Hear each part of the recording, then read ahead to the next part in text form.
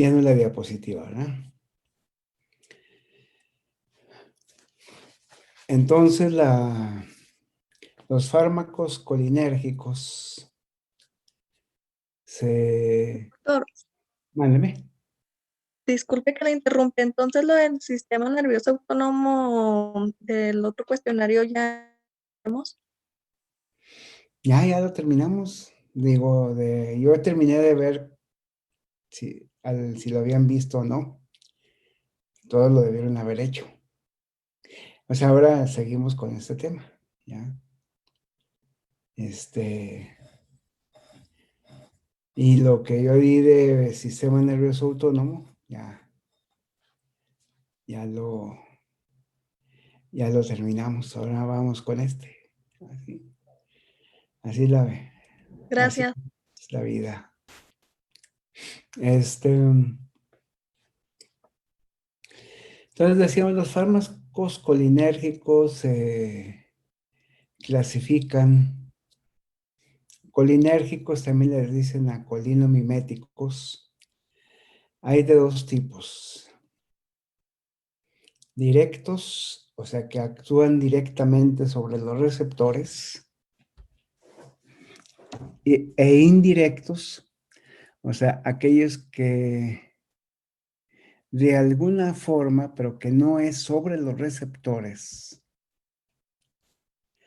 provocan una acción colinérgica. Y básicamente los más utilizados de este tipo de colinérgicos indirectos son una serie de fármacos que inhiben a una enzima crítica que es la acetilcolinesterasa. La acetilcolina, al rato lo vamos a ver, pero cuando se libera a la hendidura sináptica y ahí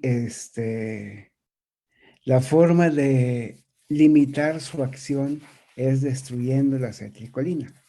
Entonces, esta enzima es la que si se inhibe, pues no hay límite para la acción de la acetilcolina. Vamos a hablar más sobre ella adelante. También se pueden clasificar de acuerdo a su espectro de acción, o sea, sobre qué receptores actúan. Unos son los receptores muscarínicos.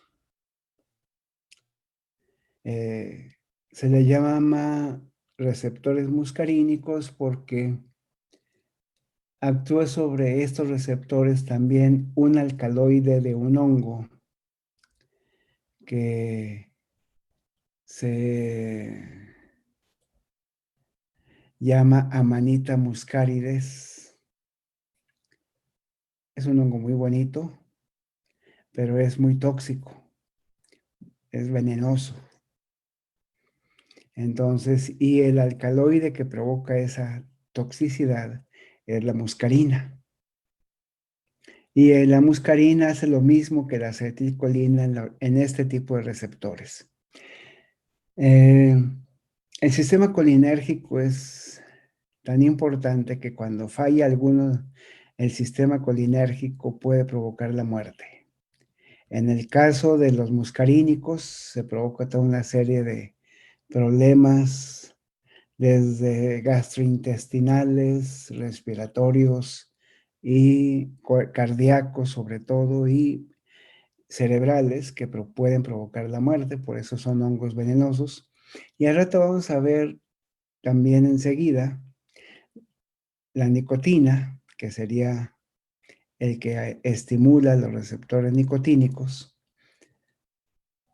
y esa también es una sustancia muy tóxica.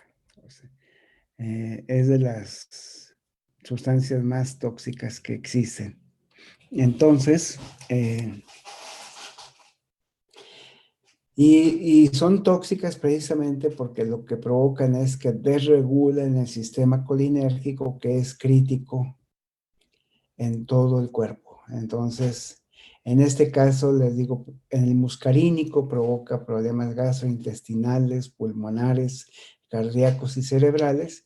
Y acá, pues lo típico es si alguien ingiere demasiada nicotina, va a tener problemas de tetania, o sea, donde los músculos se contraen, hay una descarga ganglionar muy importante y también a raíz de esta descarga ganglionar, el corazón también sufre en forma importante.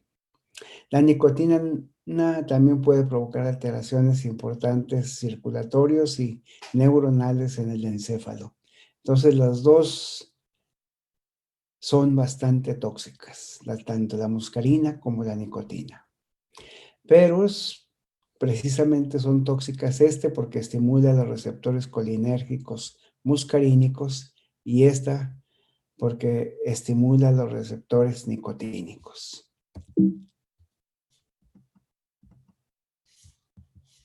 ¿Cuáles son estos receptores? Pues aquí estamos viendo el caso de los receptores nicotínicos, que son los más sencillos, son los que ustedes aprendieron a principios de fisiología.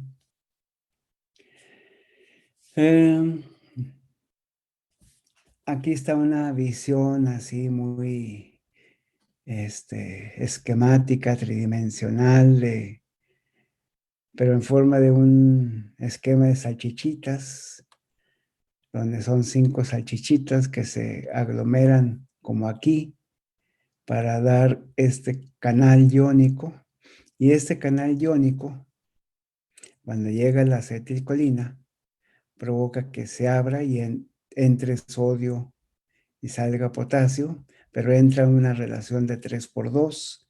Entonces, a final de cuentas, es como si entrara una carga positiva, que entran 3 positivos y salen 2 positivos, entonces a final de cuentas entra un positivo, que es sodio, el balance final, por cada vez que se abre, y esto va cambiando el potencial de membrana. A los que les gustan las imágenes moleculares tridimensionales, aquí está, donde vemos que las primeras porciones predomina mucho el alfa hélice, y esta parte extracelular tiene varias conformaciones al azar y planares, ¿verdad? Entonces, a los que les gusta la bioquímica de proteínas, pues aquí está la representación molecular tridimensional de las proteínas que forman este canal, que son 5 proteínas. Esta representación es la misma que está acá, nada más que esta es vista del lado y esta es vista como si pusiéramos el lente acá arriba. Entonces aquí se nota el hueco del canal por donde entran y salen iones. Y si lo vemos como pelotitas, aquí está. Aquí lo interesante es fijarse, darse cuenta que no todos los canales, no todos los receptores nicotínicos son iguales. Aquí está típicamente un receptor nicotínico de músculo esquelético. Hay 2 alfa, una beta 1, un delta y un gamma. Pero esto también puede cambiar de un músculo de contracción rápida, como son pues, los músculos que más usamos. Bueno, no, de hecho, no, nosotros los usamos más, sino uno de los músculos que conscientemente movemos, que son pues cuando abrimos y cerramos las manos, cuando caminamos, todos esos músculos largos que tienen contracciones donde se acorta el músculo, el cuádriceps, el bíceps, el tríceps, todos esos músculos. La locomoción se debe a que estos músculos se alargan y se acortan según nuestra voluntad, pero hay músculos que llamamos de contracción isométrica, que son todos los músculos, por ejemplo, de la masa muscular de la columna vertebral,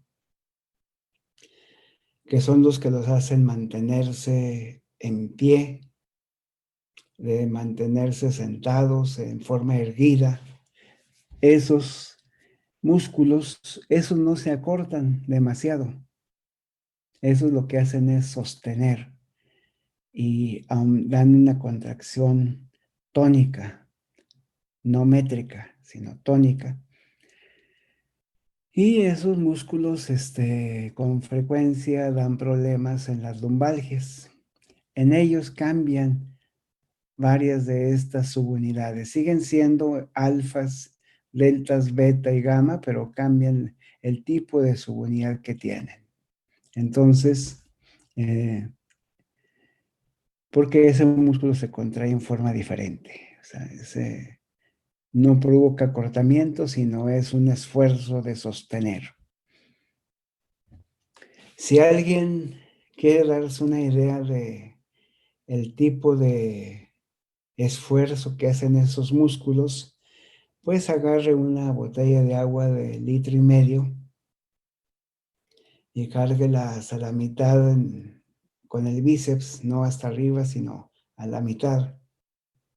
Y cuentes el tiempo de ver cuánto tiempo dura en esa posición. Esa es una contracción isométrica.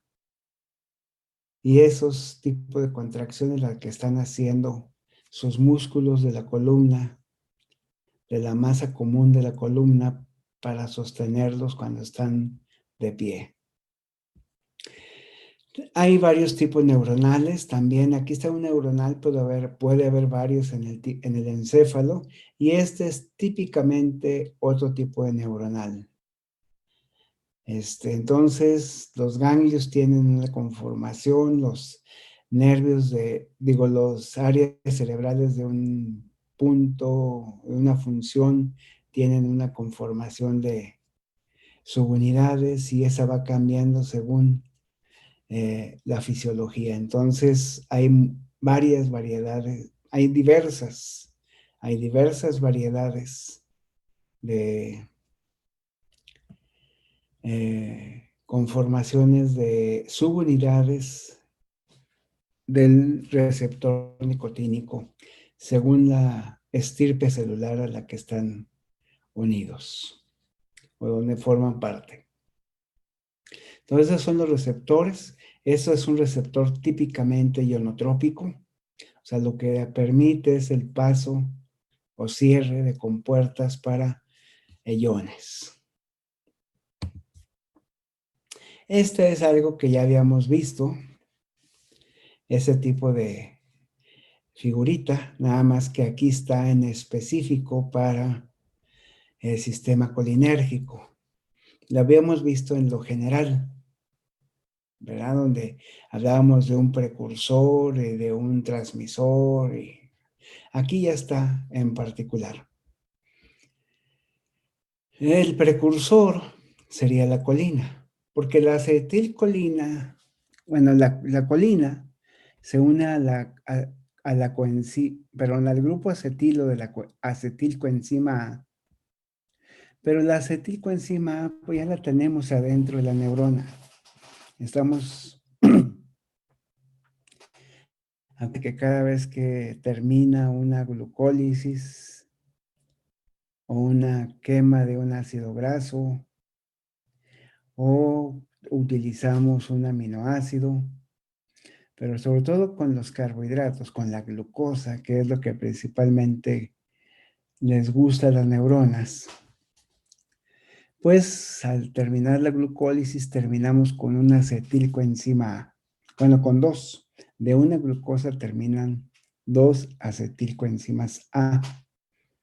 Entonces, esta acetilcoenzima A dona su acetilo a la colina y se forma acetilcoenzima A. La colina es el precursor y tiene un transportador de colina, y ese transportador de colina puede ser inhibido por un fármaco que se llama hemicolinio, que es muy eficaz, pero como es tan inespecífico, pues es muy tóxico. Pero farmacológicamente podemos inhibir a este acarreador de la colina. Entonces, quedamos que la colina con la acetilcoenzima A se forma acetilcolina. Y la acetilcolina,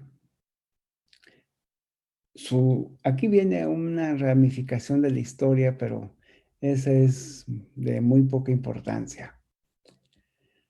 Puede ser importante en algún tipo de pacientes que están inmovilizados, pero normalmente lo que ocurre es que la acetilcolina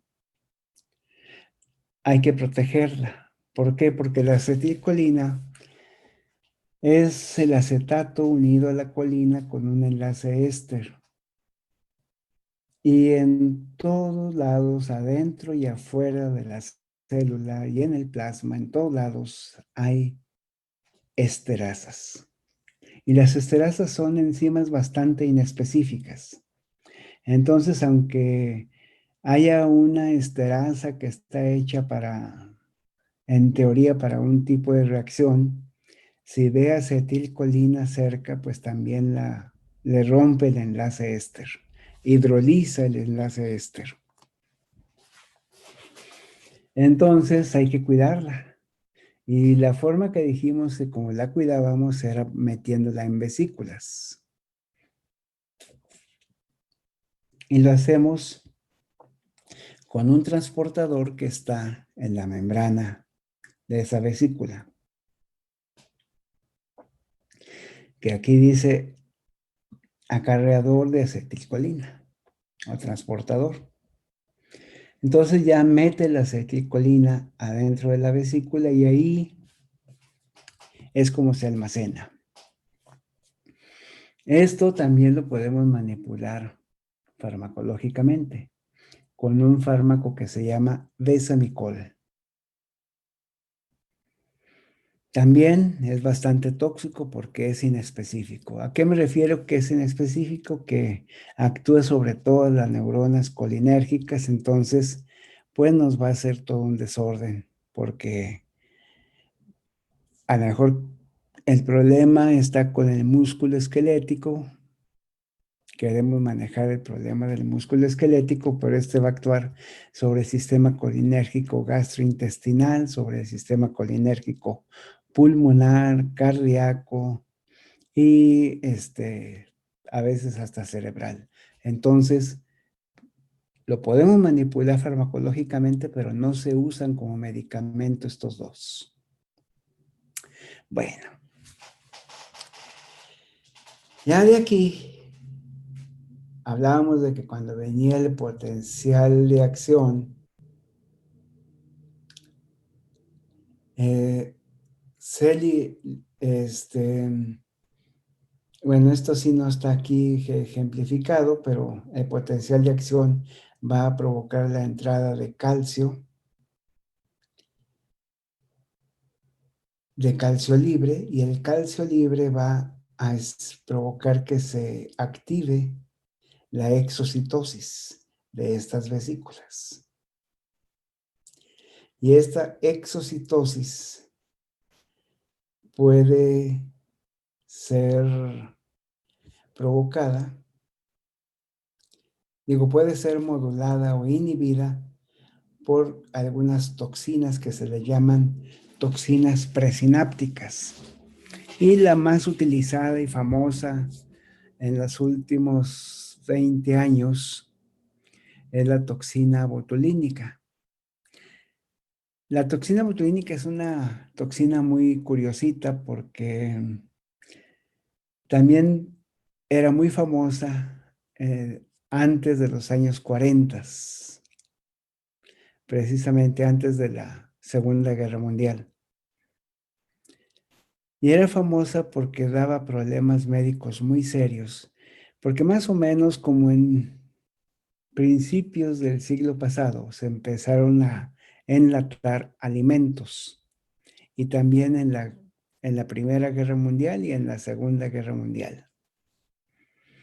¿Por qué? Porque sobre todo en conflictos bélicos se empezó a usar mucho el enlatado para llevarle alimentos a los soldados. Y todavía nuestra tecnología no era muy buena. Muchos de los enlatados se hacían de una forma ya mecánica, aunque al principio se hacían en forma manual, pero ya después se hicieron mecánicas, pero la tecnología no era muy buena, sobre todo la tecnología de mantener estéril los alimentos y las latas a la hora de envasarlos. Entonces eso permite, como, no, a ver, vamos a recordar un poquito de microbiología. A ver, atentos, despierten. Vamos a repasar micro.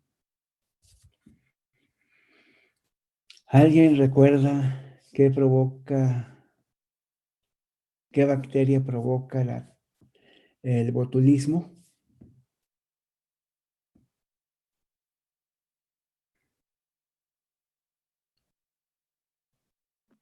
¿Es el Clostridium, doctor? ¿Y cuál Clostridium? El Botulim. Botulinum. Botulinum. Sí. Y me parece que en medicina a los bichos les decimos en latín. Ya. Acuérdense que los médicos hablamos mucho en griego y latín. Entonces, este es el Clostridium, si se acuerdan algo de allá de micro, es una bacteria anaerobia. O sea que mientras hay oxígeno o está seca, se esporula porque el oxígeno es un medio adverso para esta bacteria.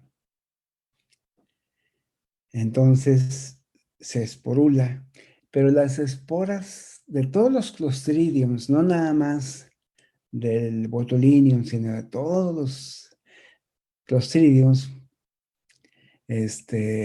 porque ellos no dependen del humano para vivir, así como el coronavirus, no.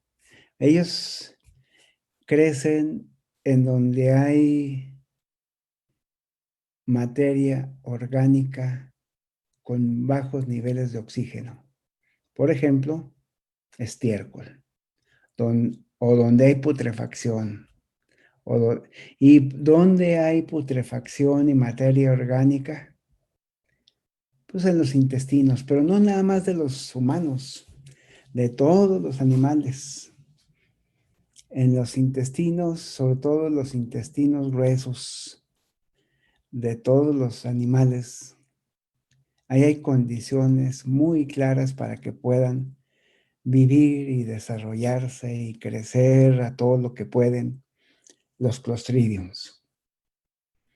Y también donde hay basureros, donde se guarda estiércol, donde se tira estiércol, o sea, donde hay materia orgánica en condiciones reductoras, ahí está feliz creciendo. Cuando ya se oxigena, porque el estiércol sale y se airea, se esporulan. Y no sé si ustedes se hayan fijado, a lo mejor en sus perros, que sus perros cuando defecan, si lo dejan al aire libre, o no sus perros, los perros del vecino, ¿verdad? O los perros que andan en camino de su casa a la escuela cuando venían a la escuela. De repente se encuentran unas heces de perro y luego a los 3 días pasan y otra vez ahí están, pero ahora están secas. Y a los 6 días pasan y ya casi no hay nada, pero ya se empezó a hacer polvo. Esas heces. Bueno, en ese polvo están las esporas de los clostridiums. Entonces, había un maestro mío que decía que si el estiércol fuera fosforescente, en México no necesitaríamos iluminación nocturna artificial, ¿no? Sino todas las calles estarían iluminadas por la fosforescencia del estiércol que anda en el aire. Entonces, es muy fácil, y esto ocurre en todo lado, no nada más en México. Lo que pasa es que él lo decía como un sarcasmo de nuestros sistemas sanitarios en México, pero en general está en todos lados. A lo que voy es de que es muy fácil que las cosas se contaminen con Clostridiums. Por eso, por ejemplo, el Clostridium perfringens causa la gangrena. El Clostridium tetani causa el tétanos. Bueno, entonces es muy fácil que se contaminen. Y allá al principio del siglo pasado, que no se tenía todavía buena tecnología para envasar al alto vacío. Es más, no se envasaba al alto vacío. Y ni para tener estériles sitios donde se envasaba. Era muy frecuente que se contaminaran las latas con Clostridium botulinum, y al cerrar la lata, pues ya no había oxígeno.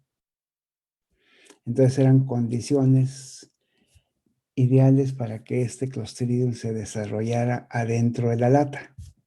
Y libera también gas.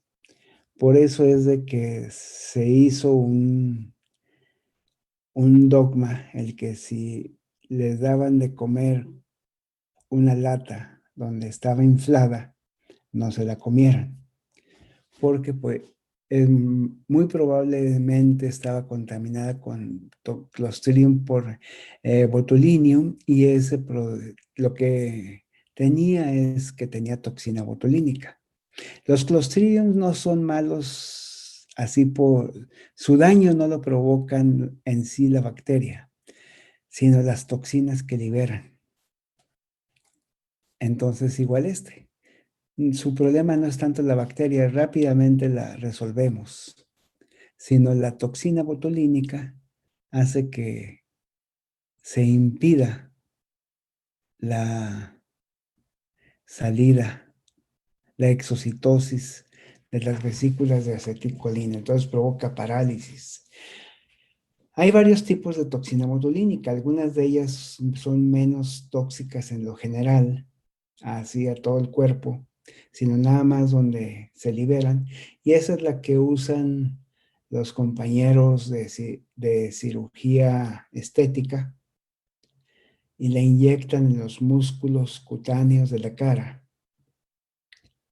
con la idea de relajar esos músculos, relajar las líneas de expresión y que se aprecien menos las arrugas, ¿verdad?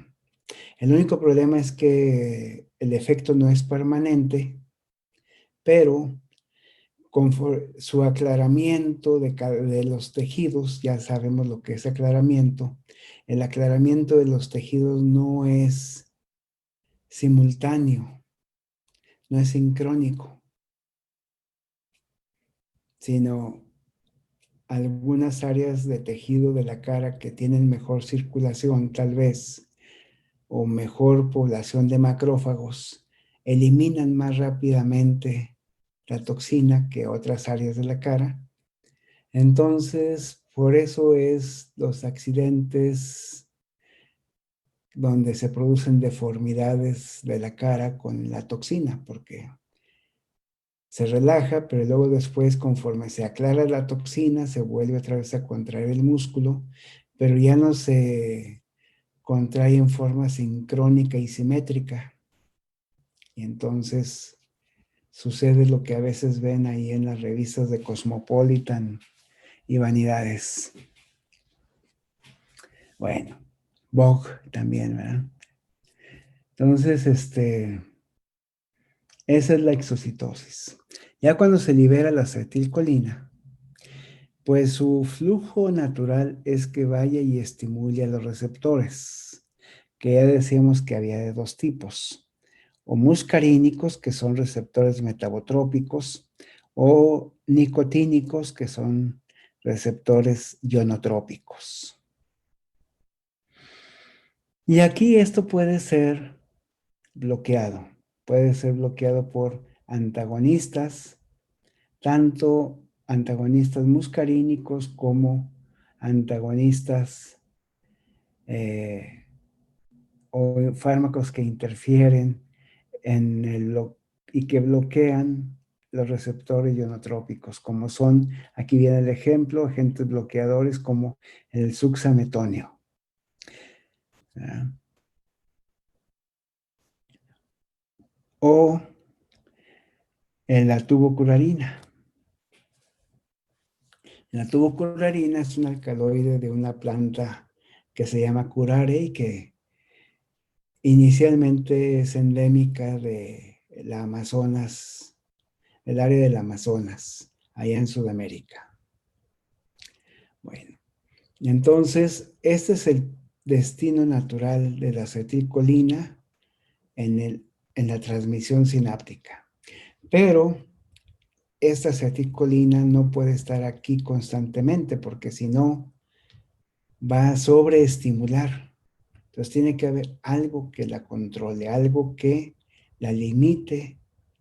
Y eso es lo que hace la enzima acetilcolinesterasa. La acetilcolinesterasa degrada, perdón, la acetilcolinesterasa degrada a la acetilcolina en colina y acetato.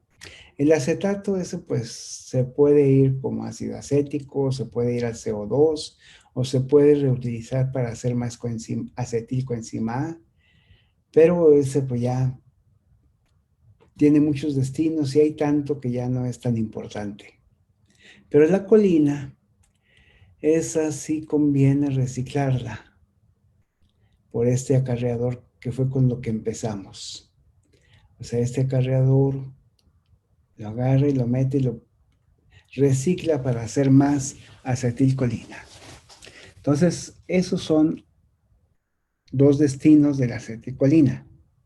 Tres destinos. Uno, activar receptores metabotrópicos. Otro, activar receptores ionotrópicos. O degradarse y la colina se recicla y ya se acabó la acetilcolina. También otro destino de la acetilcolina es, ya habíamos visto en el sistema nervioso autónomo que había estimulación presináptica. O sea, esta acetilcolina puede estimular receptores, generalmente son muscarínicos presinápticos, que pueden o estimular o inhibir la secreción de más acetilcolina. Entonces, los ionotrópicos estimulan, los muscarínicos inhiben. Aquí en esta receptores presinápticos. Entonces aquí la colinesterasa se puede inhibir a la colinesterasa por medio de neostigmina u otras sustancias que vamos a ver después. Entonces hay muchas posibilidades, como se fijan, de manipular farmacológicamente a la sinapsis colinérgica. Algunas no se usan porque son muy tóxicas y otras sí se usan en una forma bastante útiles. Por ejemplo, ya habíamos hablado de la butilliosina. Bueno, la butilliosina puede inhibir a este es un receptor que dicen que es ionotrópico, pero vamos a suponer que quitando esta parte de acá, si nos quedamos con este pudiera ser un receptor muscarínico. Entonces aquí se puede unir la butilliosina o la atropina e inhibir competitivamente a la acetilcolina. ¿Por qué? Porque el sitio lo ocupa la butilliosina. Hay otro tipo de bloqueadores en este ejemplo, así como lo tiene el libro, que este sería un receptor nicotínico, habíamos hablado de la tubocurarina, que es el alcaloide del curare. Este es similar a la atropina, pero lo hace, o sea, es un antagonista competitivo, pero lo hace con el receptor nicotínico de la acetilcolina. Ya no se usa la tubocurarina porque es difícil de manejar,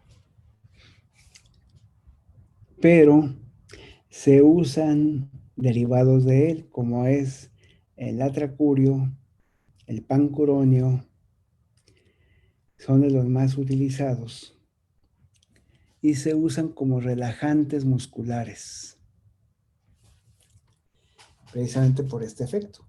Porque si esto es el músculo esquelético y se pone un bloqueador de la acetilcolina en los músculos esqueléticos, como es el atracurio, el pancuronio, derivados de la tubocurarina, pues va a haber relajación muscular porque no se va a poder unir la acetilcolina al receptor. Pero hay otro tipo de relajantes musculares que son estos, que se llaman agentes bloqueadores despolarizantes. Estos se unen, pero estimulan al receptor. Pero luego se quedan pegaditos un rato, hasta que se degradan. Se degradan rápido, pero se quedan pegados. Serían un bloqueador en principio de tipo irreversible, porque hace un enlace de tipo covalente. Pero dura muy poquito, dura algunos minutos nada más. Por eso se usa en medicina. Entonces llega, se une el receptor, lo estimula y se queda pegado. Entonces, como se queda pegado y sigue estimulando, a final de cuentas vamos a decir que provoca una fatiga del receptor. Y entonces ya no se abre el receptor, ya no se abre el canal. Y entonces a final de cuentas también le provoca una relajación muscular.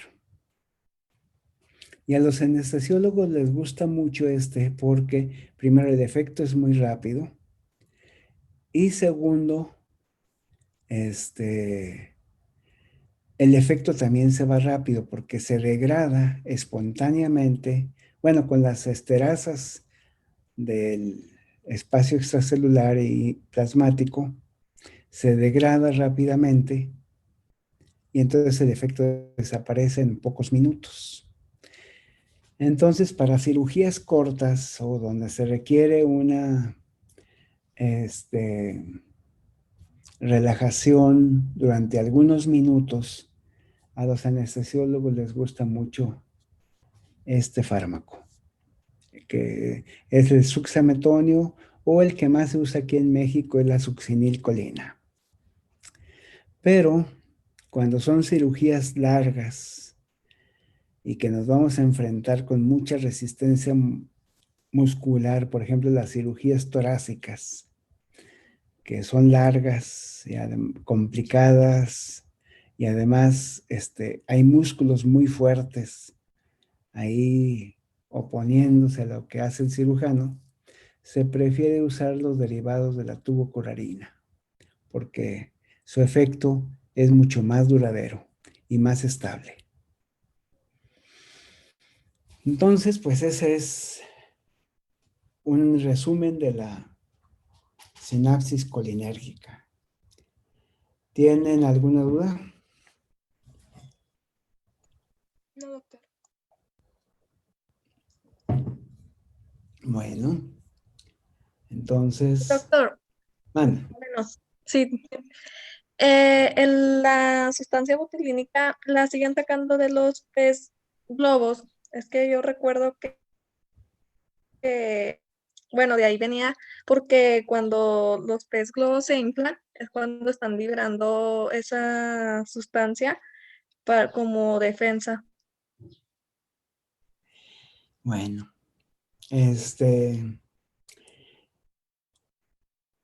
ay, ¿cómo le diré? No quiero herir su susceptibilidad, pero el conocimiento es incorrecto.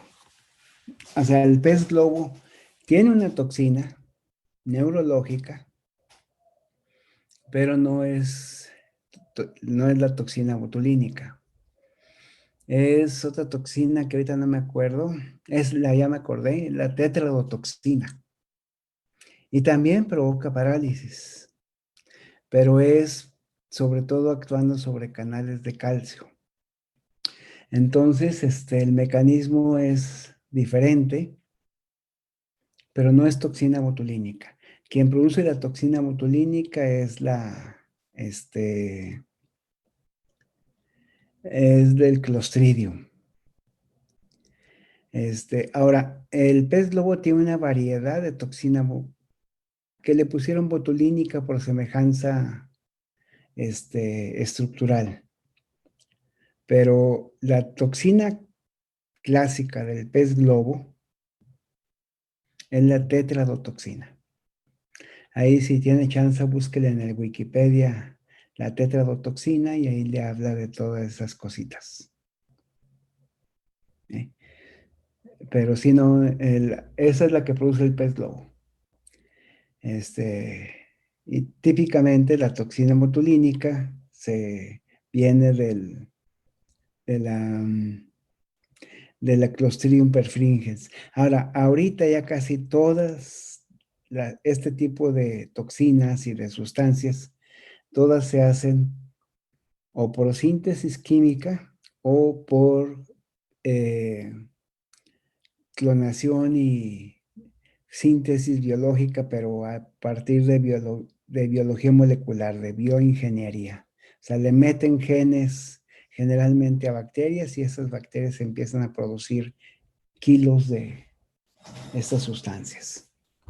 Entonces, o sea, ya en realidad esas toxinas la toxina botulínica no viene ya propiamente del Clostridium, sino se sintetiza en un laboratorio, ¿verdad? Bueno, ¿sí le quedó Gracias, claro? doctor. Ok. ¿Alguien tiene otra pregunta?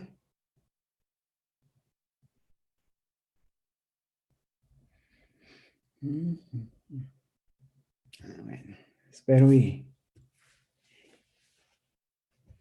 no duerman demasiado. Bueno, vamos a ver.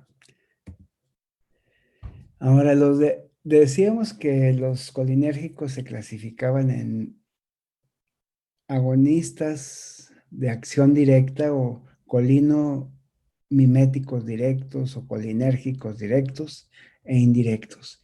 Pues estos son los directos, o sea, son los que actúan sobre el receptor y básicamente son los ésteres de colina. Uno de ellos es obviamente la acetilcolina, la metacolina, el betanecol, son los que más se usan en medicina. Pero están también los alcaloides. Obviamente, pues ya habíamos hablado, muscarina, pilocarpina, betanecol, y aquí pusieron los puros muscarínicos, falta la nicotina, que es el alcaloide del tabaco. Entonces, estos actúan directamente sobre el receptor.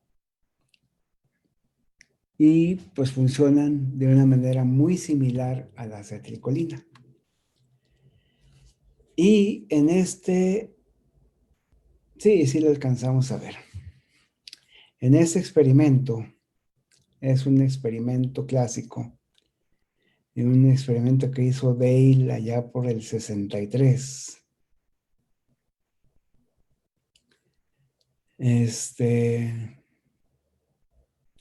Lo voy a describir y luego les voy a hacer unas preguntas para que me la contesten mañana. Fíjense bien, esta es una preparación de presión arterial. Vamos a suponer que es un perro. Aquí lo hicieron con gato, pero está más fácil de imaginarse un perro. Entonces a un perro lo anestesian y le meten le disecan el paquete femoral de una ingle y ahí por la vena le canalizan la vena para poderle poner medicamentos a este perro y la arteria también la disecan y le meten ahí un catéter en dirección hacia el corazón para poder medir la presión arterial. Y entonces, el perro está anestesiadito. Y entonces aquí está la medición de la presión arterial. Los perros tienen presión arterial más alta que nosotros. Entonces andan aquí en 170 por ahí. Fluctuando. Estos registros es la parte de abajo es la presión diastólica, la porción de arriba es la presión sistólica. Y entonces aquí le ponen acetilcolina, 2 microgramos, y cae la presión arterial. Cae pues bastante, casi hasta 100 para ellos. Para nosotros caería básicamente casi hasta 50, pero para ellos cae a 120. Pero dura unos cuantos segundos. Luego se recupera. Si se fijan, aquí no está la escala de tiempo, pero seguramente como a los 3 minutos ya se recuperó. Ahora, fíjense ahora le ponen 50 microgramos. O sea, 15, 5 veces más. Digo, 25 veces más. Fíjense bien, aquí está. Y cae más todavía la presión. Y luego aquí hay algunas irregularidades aquí, que generalmente se interpretan como que hay arritmias, hay extrasístoles por ahí, por bloqueo auriculoventricular. Pero de nuevo, otra vez, ahí va para arriba. Y después un poco más de tiempo, tal vez ahora unos 5 o 7 minutos, ya se regulariza. Bueno, luego le ponemos 2 miligramos de atropina. Hay aquí una pequeña subidita, pero no es muy significativa. La diferencia de la acetilcolina con la atropina es que la acetilcolina se degrada en segundos. De hecho, el que se acabe el efecto no es porque el efecto de la acetilcolina es corto, sino porque la acetilcolina se degrada. ¿Por quién? Por las esterasas, que les dije que son muy inespecíficas. Entonces, y la atropina no, la atropina su efecto puede durar fácilmente de 30 a 60 minutos o más. Entonces le ponen 2 miligramos de atropina y con eso tienen para el resto del experimento. Ya quedó atropinizado el animal. Entonces le ponen 50 microgramos, o sea, lo que pusieron acá.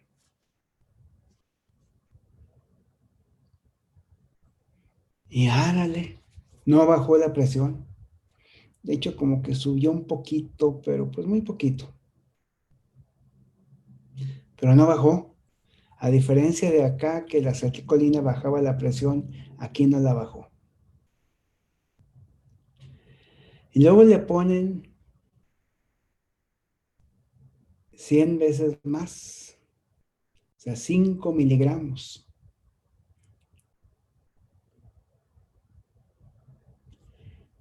La idea es, pues, si la atropina es un antagonista, pues le vamos a meter más. Eso aprendimos con el experimento de las sillitas y los niños y las niñas, ¿verdad?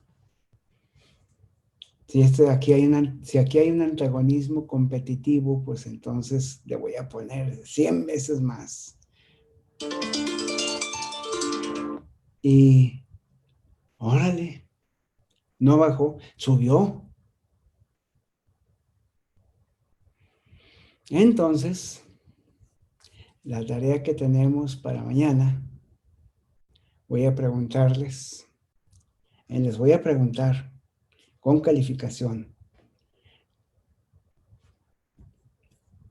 que me digan por qué pasó con ese experimento.